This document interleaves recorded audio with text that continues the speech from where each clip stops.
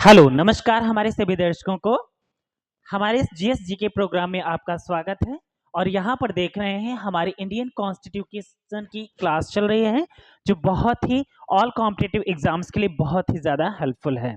यहाँ पर देख रहे हैं भारतीय संविधान। भारतीय संविधान ये इंडियन पॉलिटी है, जो कि भारतीय संविधान की एक क्लास चल रही है और सभी प्रतियोगी परीक्षाओं में बहुत ही ज़्यादा महत्वपूर्ण। यहाँ पर देखेंगे अनुच्छेद आर्टिकल आपका 1 to 395, यहाँ से 1 से लेकर 395 अनुच्छेद संपूर्ण विस्तार यहाँ पर मिलेगा आपको देखने को। हर एक आर्टिकल्स में कौन सी बात क्या कही गई है, ये कहाँ पर क्या बात कही गई है, संविधान क्या है, सारी चीजों की जानकारियां यहाँ पर आपको देखने को मिलेगा।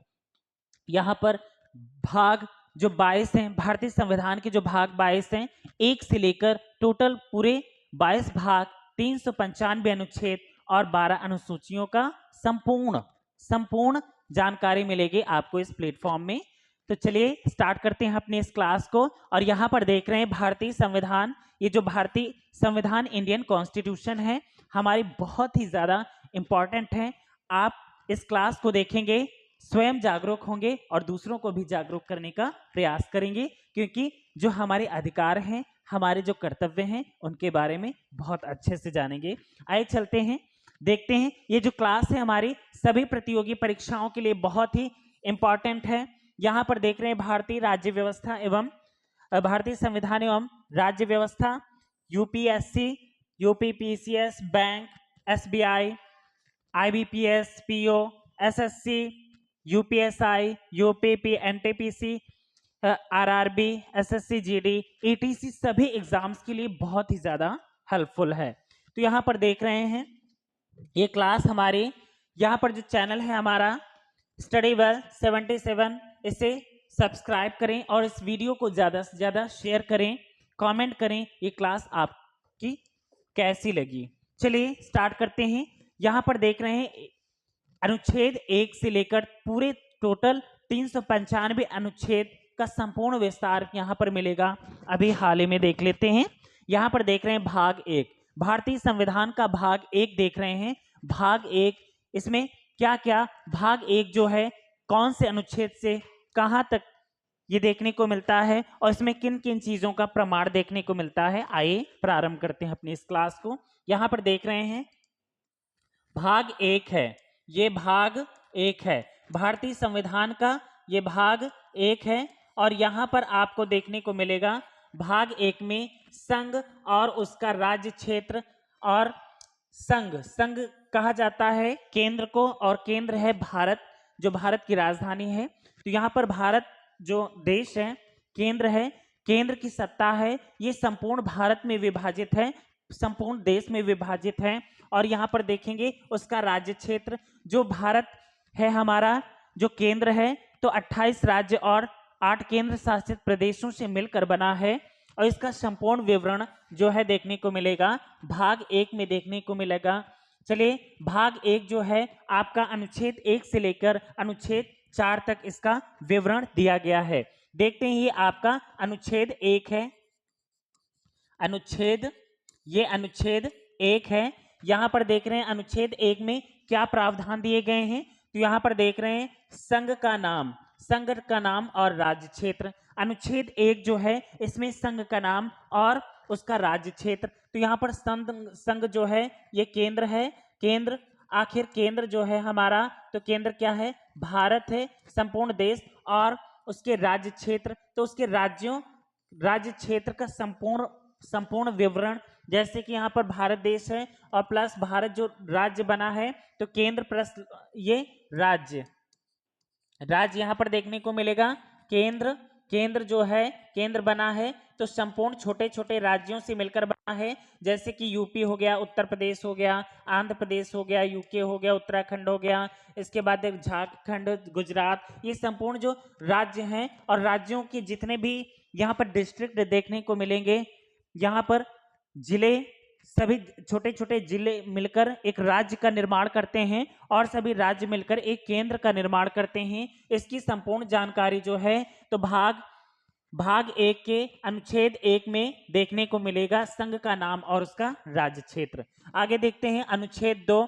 अनुच्छेद में देखने को मिलेंगे नए राज्यों का प्रवेश या स्थापना। यहाँ पर नए राज्यों का प्रवेश या उसकी स्थापना। तो यहाँ पर राज्य जो नए राज्यों का प्रवेश यानी कि नए राज्यों की स्थापना किस प्रकार से होती है। जैसे कि अभी अंतिम जो राज्य है तो हमारा बना था 2 जून 2014 को। 2014 को कौन सा? तेलंगाना।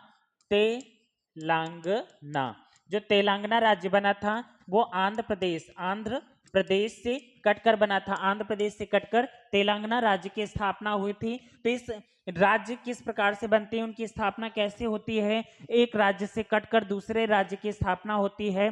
तो इसका जो संपूर्ण विवरण है वो हमें अनुच्छेद 2 से देखने को मिलता है कि राज्य कैसे बनते हैं और राज्य का विस्तार क्या है, और उसकी संपूर्ण जानकारियां जो हैं तो अनुच्छेद 2 से ही प्राप्त होती हैं।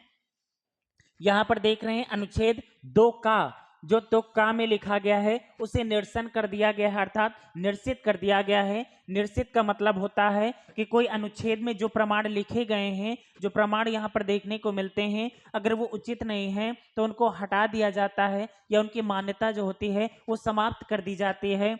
इस कारण से वहां पर खाली स्थान छोड़ दिया जाता है और वहां पर निरसित कर दिया जाता है कि इस स्थान पर और भी अगर संविधान संशोधन जो होंगे तो संशोधन के आधार पर यहाँ पर और भी कुछ जोड़ा जा सकता है। ये इसका मतलब होता है निरसन या निरसित। देख रहे हैं अनुच्छेद 3। अनुच्छेद 3 में देखने को मिलेगा नए राज्यों का निर्माण और वर्तमान राज्यों के क्षेत्रों, सीमाओं या नामों में परिवर्तन। अब यहाँ पर देख रहे हैं कि राज्य या जिलों के नामों में परिवर्तन भी किया जा सकता है, स्थानों के नामों में भी जो परिवर्तन किया जाता है यहाँ पर, और नए नए राज्यों का जो निर्माण होता है, जिलों का निर्माण होता है, इसका जो विवरण है देखने को मिलेगा आपको अनुच्छेद 3 में, भाग 1 के अनुच्छेद 3 में देखने को मिलेगा। आगे देखते हैं इसकी सीमाओं के बारे में भी कहा गया है और नामों में परिवर्तन किया गया है। तो सीमाओं अर्थात जो राज्य है तो उसका क्षेत्रफल है तो वहां से काट दिया जाता है। अगर उत्तर, जैसे कि फॉर एग्जाम्पल के लिए 2000 में उत्तर प्रदेश से कटकर ये उत्तराखंड राज्य बना था, और यहाँ पर देख रहे हैं उत्तराखंड राज्य, तो उसकी सीमाएं जो कि इसकी सीमा रेखा यहाँ पर बना दी जाती है। इसका क्षेत्रफल कितना है, यहाँ से ये जो सीमाओं का नामांकन किया जाता है तो इसका विवरण जो है हमें अनुच्छेद 3 से ही प्राप्त होता है। आगे चलते हैं, यहाँ पर देख रहे हैं अनुच्छेद 4। अनुच्छेद 4 में क्या विवरण दिया गया है? पहली अनुसूची और चौथी अनुसूचियों के संशोधन तथा अनुपूरक और पारिणामिक विषयों का उपबंध करने के लिए अनुच्छेद 2 और 3 के अधीन बनाई गई विधियां हैं। यहाँ पर जो देख रहे हैं तो यहाँ पर अनुच्छेद 2 और अनुच्छेद 3 के बारे में अनुसूची, इसमें देखिए अनुसूचियां 12 अनुसूचियां, कितनी अनुसूचियां हैं टोटल संविधान में? जब संविधान का निर्माण हुआ था तो उस समय संविधान में मात्र 8 अनुसूचियां थी, लेकिन बाद में अनुसूचियां 4 और बनाकर अनुसूचियां जो हैं वर्तमान में अनुसूचियों की जो संख्या है वो टोटल कितनी है? 12 है। यहां पर देख रहे हैं, यहां पर पहली अनुसूची और चौथी अनुसूचियों में कुछ विवरण देखने को मिलता है। जो अनुच्छेद 2 और अनुच्छेद 3, यहां पर देख रहे हैं अनुच्छेद 2 और अनुच्छेद 3, इसकी जानकारियां देखने को मिलती हैं। तो यहां पर ये अनुच्छेद 4 में इसका प्रमाण या इसका विवरण रखा गया है। नेक्स्ट देखते हैं, तो ये जो भाग आपका 1 था, भाग 1 जो था तो बस यहीं तक था, इसकी जानकारी आपको मिल गई। अब चलते हैं यहाँ पर भाग 2 देखते हैं। भाग 2, यहाँ पर भाग 2 देखेंगे, यहाँ पर सिटीजनशिप के बारे में कहा गया है। यहाँ पर देख रहे हैं भाग 2 है जो कि नागरिकता के विषय में बताया गया है कि भारत के जितने भी निवासी हैं, संपूर्ण जितने भी भारतवासी हैं, उनको जन्म से जन्म से ही उनको जन्म से ही क्या प्राप्त है, तो जन्म से ही नागरिकता अर्थात सिटीजनशिप जो है तो बचपन से ही अर्थात जन्म से उन्हें प्राप्त है। और बाकी अगर विदेशी कोई व्यक्ति हमारे भारत देश में आता है तो वो उसे नागरिकता का अधिकार नहीं है। तो इसका जो विवरण है यहाँ पर देख रहे हैं, नागरिकता का जो संपूर्ण विवरण है वो भाग 2 में देखने को मिलता है और ये अनुच्छेद 5 से लेकर अनुच्छेद 11 तक देखने को मिलता है। अनुच्छेद भाग 2 में नागरिकता संबंधी अधिकार, जो नागरिकता संबंधी विवरण है वो अनुच्छेद 5 से लेकर 11 तक इसका विवरण देखने को मिलता है। चलिए आइए देखते हैं अनुच्छेद 5 में क्या कहा गया है। संविधान के प्रारंभ पर नागरिकता, संविधान के प्रारंभ पर नागरिकता। यहाँ पर जो संविधान है तो इसका प्रारंभ है तो किस प्रकार से होता है, संविधान को अपनाने का संपूर्ण भारतीयों को ये अधिकार है और ये नागरिकता उनको संविधान के द्वारा ही मिली है, तो प्रारंभ पर ही इनको नागरिकता दी गई है। आगे देखते हैं अनुच्छेद 6 में क्या कहा गया है। ये अनुच्छेद है अनुच्छेद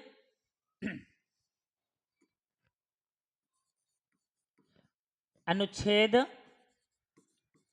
अनुच्छेद यहां पर देख रहे हैं 5 में क्या कहा गया है, संविधान के प्रारंभ पर नागरिकता। अनुच्छेद 6 है, इसमें कहा गया है पाकिस्तान से भारत को प्रव्रजन करने वाले कुछ व्यक्तियों के नागरिकता के अधिकार। यहाँ पर देखिए विदेशी जब भारत में प्रवेश करते हैं तो उनके अधिकार अलग होते हैं। और जैसे कि यहाँ पर पाकिस्तान एक प्रकार से भारत और पाकिस्तान दोनों में ही विवाद हमेशा होता रहता है। तो पाकिस्तान जैसा देश जो है हमारे भारत से हमेशा विवादित रहा है। इस कारण से यहाँ पर देख रहे हैं इसका विवरण जो देखने को मिलेगा कि पाकिस्तानी निवासी जो भारत में प्रवेश करते हैं तो उनको नागरिकता का अधिकार दिया जाएगा अथवा नहीं दिया जाएगा, इसका प्रमाण देखने को मिलता है आपको अनुच्छेद 6 में। यहाँ पर देख रहे हैं भाग 2 के अनुच्छेद 6 में यहाँ पर देखने को मिलेगा। नेक्स्ट अनुच्छेद है आपका आर्टिकल 7 जो है पाकिस्तान को प्रव्रजन करने वाले कुछ व्यक्तियों के नागरिकता के अधिकार। पाकिस्तान को प्रव्रजन करने वाले अर्थात जो भारत देश को छोड़कर जा रहे हैं पाकिस्तान में, तो उनके अधिकार क्या हैं, उनको दिया जाएगा या नहीं दिया जाएगा, क्या क्या प्रमाण है, ये इसका विवरण देखने को आपको मिलता है आर्टिकल 7 में। आर्टिकल 7 मतलब भारतीय संविधान जो है उसका भाग 2 के अनुच्छेद 7 में इसका विवरण देखने को मिलेगा। अब देख रहे हैं आर्टिकल जो 8 है आपका अनुच्छेद 8, तो 8 क्या कहता है, इसमें कहा जाता है आर्टिकल 8 में कहा जाता है भारत के बाहर रहने वाले भारतीय उद्भव के कुछ व्यक्तियों के नागरिकता के अधिकार। यहाँ पर देख रहे हैं कि भारत के बाहर रहने वाले कुछ भारतीय हैं, जैसे कि भारत से कुछ लोग विदेश जाते हैं कमाने के लिए, या भारत की जो कंपनी है बाहर भेजी जाती है, या बाहर रहते हैं लोग और इसके बाद काफी कई वर्षों तक भारत में न रहकर अगर वो विदेश में रहते हैं तो जब वापस भारत में लौट कर आते हैं तो उनकी जो उनकी नागरिकता है वो समाप्त हो जाएगी या बनी रहेगी, कैसे क्या प्रावधान है, ये संपूर्ण जानकारी आपको अनुच्छेद 8 से मिलती है। अनुच्छेद 8 में लिखा गया है कि भारत के बाहर रहने वाले लोगों की नागरिकता के जो अधिकार हैं वो बने रहेंगे या छीन लिए जाएंगे, क्या होगा प्रावधान, तो यहाँ पर अनुच्छेद 8 में देखने को मिलेगा। आगे देखते हैं अनुच्छेद 9 में क्या है, ये आर्टिकल जो 9 है इसमें क्या चीज है, इसका विवरण देख लेते हैं। तो आर्टिकल 9 में क्या कहा गया है, विदेशी राज्य की नागरिकता स्वेच्छा से अर्जित करने वाले व्यक्तियों को नागरिक ना होना। यहाँ पर देख रहे हैं विदेशी राज्य की नागरिकता। अब जैसे विदेशी राज्य की नागरिकता स्वेच्छा से अर्जित करने वाले व्यक्तियों का नागरिक ना होना, यदि वो विदेश में रहते हैं और स्वेच्छा से अगर वहाँ की नागरिकता प्राप्त कर लेते हैं और इसके बाद भारत में आते हैं तो वहाँ की नागरिकता जब तक उनकी समाप्ति नहीं होगी तब तक भारतीय नागरिकता उनको प्रदान नहीं की जाएगी। इसका विवरण जो है आपको आर्टिकल 9 में देखने को मिलेगा। अगला देखते हैं अनुच्छेद 10 में क्या कहा गया है, नागरिकता के अधिकारों को बना रहना। यहाँ पर किस आधार पर व्यक्ति के नागरिकता के अधिकार बने रह सकते हैं और किस आधार पर उनसे छीने जा सकते हैं, इसका जो विवरण है आपको अनुच्छेद 10 में देखने को मिलेगा। नेक्स्ट क्वेश्चन देखते हैं, नेक्स्ट देखते हैं, ये आपका आर्टिकल 11। यहाँ पर अनुच्छेद 11 में क्या कहा गया है? संसद द्वारा नागरिकता के अधिकार का विधि द्वारा विनियमन किया जाना। तो यहाँ पर देख रहे हैं संसद द्वारा, यहाँ पर जो संसद है पार्लियामेंट है, तो संसद के द्वारा ही नागरिकता के अधिकारों का विधि द्वारा विनियमन किया जाना। अर्थात यहाँ पर देख रहे हैं संसद जो होता है, तो संसद में जो भी संशोधन होता है संविधान में, नागरिकता के अधिकार दिए जाएंगे अथवा नहीं दिए जाएंगे, किसके छीने जाएंगे और किसे दिए जाएंगे, इसका जो विवरण है कौन संशोधित करता है, तो संसद में देखते हैं। संसद ये पार्लियामेंट में देखते हैं, एक होगा राज्यसभा और एक होता है लोकसभा। तो यहाँ पर राज्यसभा और लोकसभा को ही यहाँ पर संशोधन करने का अधिकार होता है। राज्यसभा और लोकसभा में ही संविधान को संशोधन करने का अधिकार होता है। तो यहाँ पर ये बात यहाँ पर बताई गई है अनुच्छेद 11 में। चलिए यहाँ पर आपने देखा भाग 1, भारतीय संविधान का भाग आप एक ने देखा, एक, और जो कि 1 से लेकर अनुच्छेद 1 से लेकर अनुच्छेद 5 तक दिया गया है, अनुच्छेद 4 तक दिया गया है। इसके बाद यहाँ पर भाग 2 देखा, नागरिकता संबंधी प्रावधान, जो कि अनुच्छेद 5 से लेकर 11 तक दिया गया है। अब आगे देखेंगे मौलिक अधिकार जो कि 12 से लेकर 35 तक प्रावधान देखने को मिलेगा। यहाँ पर देख रहे हैं भाग 3,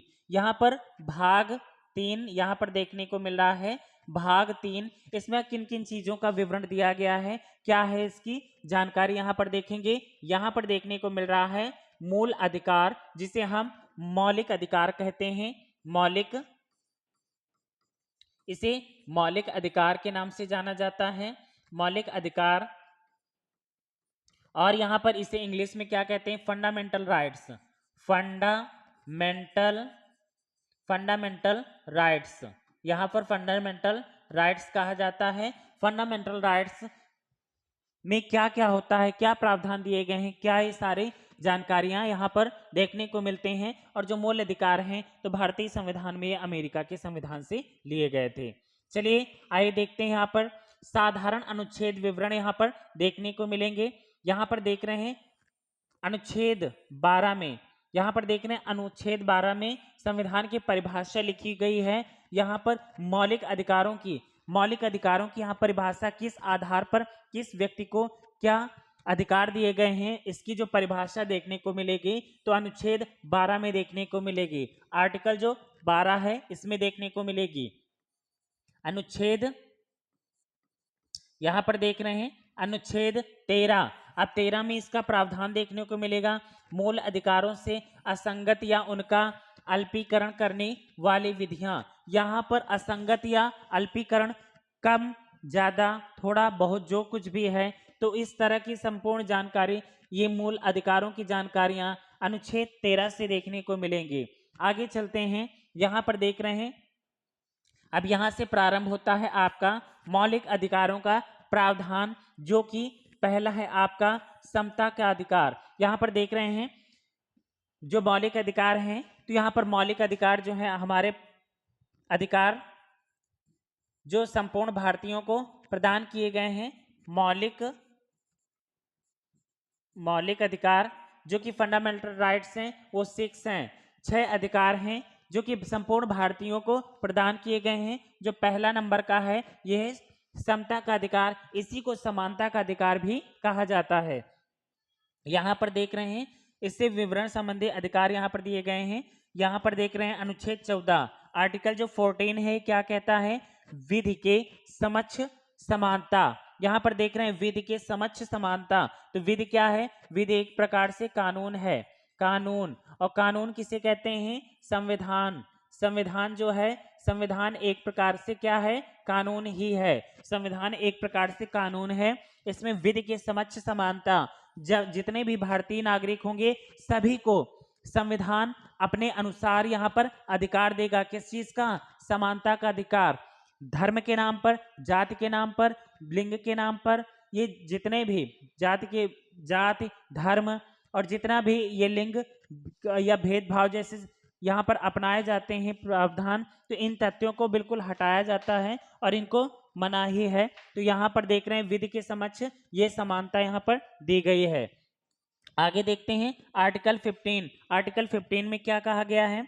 धर्म, मूल वंश, जाति, लिंग या जन्म स्थान के आधार पर विभेद का प्रतिषेध। यहाँ पर देख रहे हैं अनुच्छेद जो 15 दिया गया है, इसमें प्रावधान दिए गए हैं कि धर्म के नाम पर, मूल वंश के नाम पर या जाति के नाम पर, लिंग के नाम पर, जन्म स्थान के नाम पर किसी भी प्रकार का कोई भेदभाव नहीं होगा। इसका प्रावधान आपको आर्टिकल 15 में देखने को मिलता है। आगे देखते हैं आर्टिकल 16। अनुच्छेद 16 जो है यहाँ पर इसमें लिखा गया है लोक नियोजन के विषय में अवसर की समानता। लोक नियोजन के आधार पर, लोक का मतलब यहाँ पर जनता, जनता के आधार पर, जनता जो है तो जनता जितने भी नागरिक होते हैं सभी को हर एक विषय में अवसर दिया जाएगा, समानता का अवसर दिया जाएगा। इसका प्रावधान देखने को मिलता है। आगे देखते हैं यहाँ पर ये आर्टिकल 17 है, अनुच्छेद 17 है। यहाँ पर देख रहे हैं अस्पृश्यता का अंत। अस्पृश्यता का अंत अर्थात अस्पृश्यता का मतलब होता है छुआछूत। छुआछूत की भावना को समाप्त करना। निषेध, निषेध मतलब छुआछूत की भावना का अंत किया गया है, अस्पृश्यता का अंत किया गया है अनुच्छेद 17 में। अनुच्छेद 18 देखते हैं। अनुच्छेद 18 में उपाधियों का अंत किया गया है। उपाधियों का अंत यहाँ पर देखने को मिलेगा। स्वतंत्रता का अधिकार, यहाँ पर उपाधियों का अंत और स्वतंत्रता का अधिकार। आगे देखते हैं यहाँ पर स्वतंत्रता का अधिकार जो है हमारा दूसरा अधिकार है। स्वतंत्रता का अधिकार दूसरा अधिकार है। यहाँ पर देख रहे हैं आर्टिकल जो है ये आपका 18, ये 19 से लेकर 22 तक देखने को मिलता है। 22 से तक देखने को मिलता है, जिसमें कि अनुच्छेद 19 जो है यहाँ पर वाक अभिव्यक्ति, वाक स्वतंत्रता आदि विषयक कुछ अधिकारों का संरक्षण। यहाँ पर वाक अभिव्यक्ति की स्वतंत्रता, अभिव्यक्ति की स्वतंत्रता का विवरण यहाँ पर आर्टिकल 19 में देखने को मिलता है। हर एक आधार पर, हर एक विषय के आधार पर यहाँ पर सभी नागरिकों को समान अधिकार, यहाँ पर सभी प्रकार से स्वतंत्रता दिया, अर्थात स्वतंत्रता का अधिकार प्राप्त है। आगे देखते हैं आर्टिकल 20। यहाँ पर देख रहे हैं अनुच्छेद 20 में अपराधों के लिए दोष सिद्धि के संबंध में संरक्षण। अपराध, व्यक्ति यदि अपराध करता है तो किस आधार पर वो दोष सिद्ध हो जाता है, उसके आधार पर उसका संरक्षण, उसके संबंध में यहाँ पर जानकारी अनुच्छेद 20 में दी गई है। आगे देखते हैं अनुच्छेद 21। अनुच्छेद 21 में प्राण और दैहिक स्वतंत्रता का संरक्षण, यानी यहाँ पर इसको भी यहाँ पर देख रहे हैं अनुच्छेद 21 है जो कि अभिव्यक्ति की स्वतंत्रता इसे भी कहा जाता है। इसमें भी निजता का अधिकार, निजता का अधिकार, यहाँ पर निजता का अधिकार भी दिया गया है कि हर व्यक्ति को अपने आधार पर जीवन जीने का अधिकार, अपने आधार पर जीवन जीने का अधिकार है। यहाँ पर ये आर्टिकल जो 21 है बहुत ही इंपॉर्टेंट है और सभी नागरिकों को ये दिया गया है। यहाँ पर प्राण और दैहिक स्वतंत्रता का संरक्षण किया गया है। अनुच्छेद यहाँ पर 22 में देख लेते हैं, कुछ दशाओं में गिरफ्तारी और निरोध से संरक्षण। तो यहाँ पर कुछ दशाओं में किस आधार पर गिरफ्तारी होगी या नहीं होगी, किस आधार पर होगी, इसका विवरण जो है यहाँ पर अनुच्छेद 22 में देखने को मिलता है। आगे देख रहे हैं जो तीसरा अधिकार है, वो तीसरा अधिकार है हमारा शोषण के विरुद्ध अधिकार। शोषण के विरुद्ध अधिकार जो कि शोषण के विरुद्ध अधिकार, जिसमें कि अनुच्छेद यहाँ पर देखने को मिलेगा शोषण के विरुद्ध अधिकार। अनुच्छेद यहाँ पर देखने को मिलेगा 23-24 में, अनुच्छेद 23 और 24 में देखने को मिलेगा शोषण के विरुद्ध अधिकार, जो कि महिलाओं और बच्चों का संरक्षण यहाँ पर किया गया है। अनुच्छेद देख रहे हैं 23। अनुच्छेद 23 में देखने को मिलेगा मानव और दुर्व्यापार और बलात्श्रम का प्रतिषेध। यहाँ पर यानी मानव, बच्चों के लिए भी, और यहाँ पर किसी भी मतलब महिलाओं को बेचना और खरीदना इत्यादि इस पर प्रतिषेध किया गया है या उनके साथ दुर्व्यवहार के लिए यहाँ पर अनुच्छेद 23 में प्रमाण इसका मिलता है। अनुच्छेद 24 में देखते हैं कारखानों आदि में बालकों के नियोजन का प्रतिषेध किया गया है। तो यहाँ पर किसी भी कारखानों में 14 वर्ष के नीचे के बच्चों को कारखानों में काम कराना एक प्रकार से अपराध माना गया है। इसका विवरण अनुच्छेद 24 में यहाँ पर देखने को मिलता है। अब यहाँ पर देख रहे हैं धार्मिक धर्म की स्वतंत्रता का अधिकार।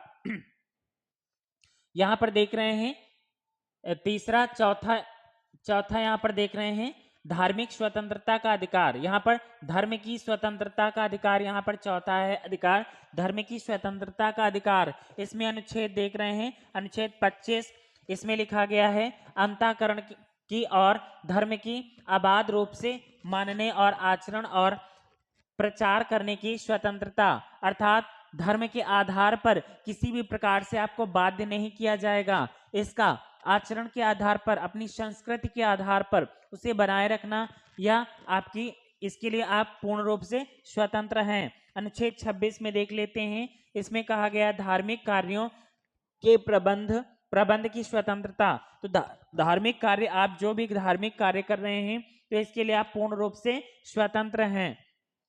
अनुच्छेद 27 में देखते हैं यहाँ पर किसी भी विशिष्ट धर्म की अभिवृद्धि के लिए करों के संप्रदाय के बारे में स्वतंत्रता, मतलब कोई भी धार्मिक अनुष्ठान कर रहे हैं या किसी भी प्रकार से आप किसी मंदिर की स्थापना कर रहे हैं, कुछ भी मतलब धार्मिक कार्य कर रहे हैं, तो उसके लिए आप धन को अर्जित कर सकते हैं, इकट्ठा कर सकते हैं और उसका निर्माण करने की स्वतंत्रता यहाँ पर बताई गई है।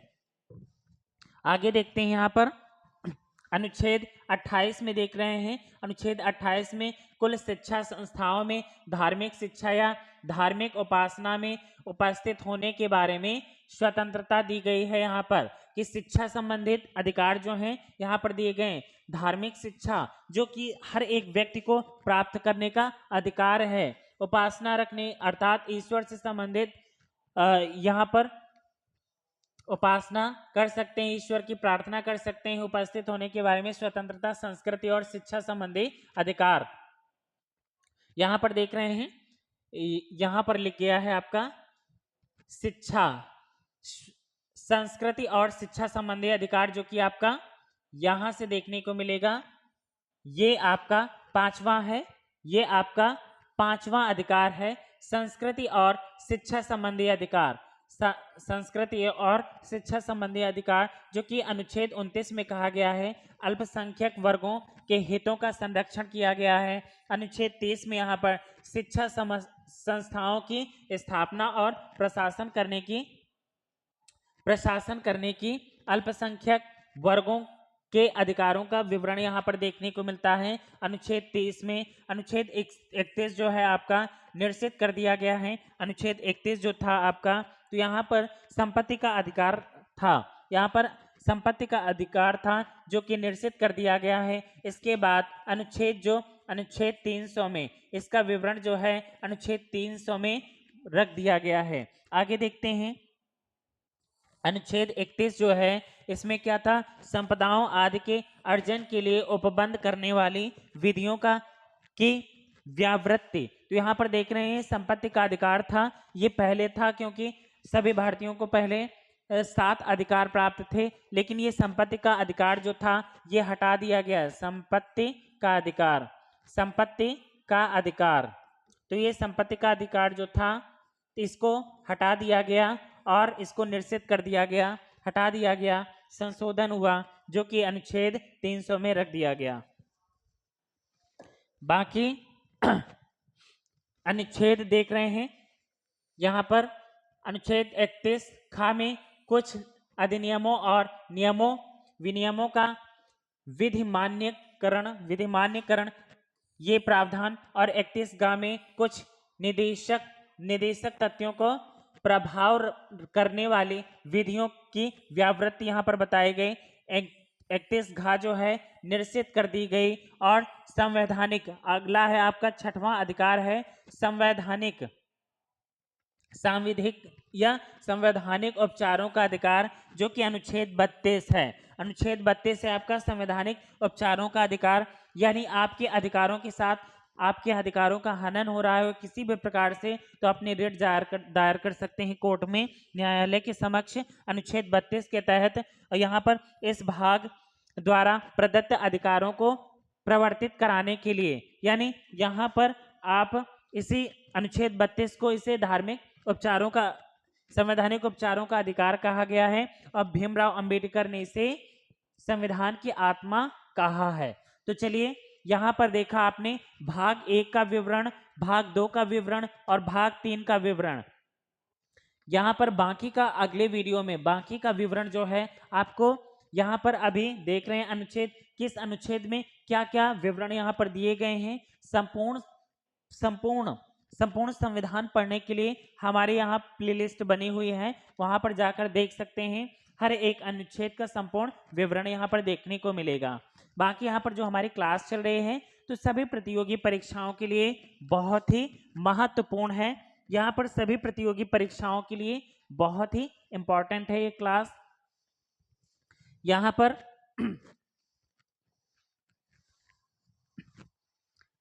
बस यहीं तक।